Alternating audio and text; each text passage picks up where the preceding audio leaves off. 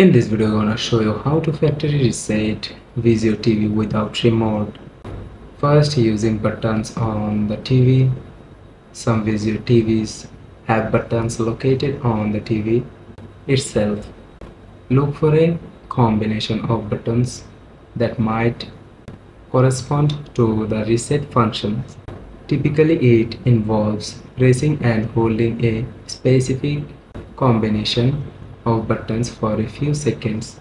Refer to your TV's user manual for the correct button combination. Then, using the Vizio Smartcast mobile app.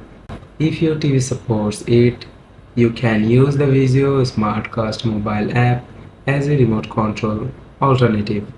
Once connected to the same Wi-Fi network as your TV, you can access the TV's settings through the app and perform a factory reset. And the last one is contact Vizio support.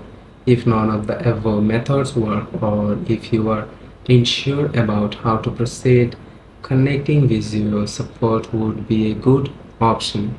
They can provide guidance on how to reset your specific model of Vizio TV without a remote. So that's how you can factory reset Vizio TV without remote.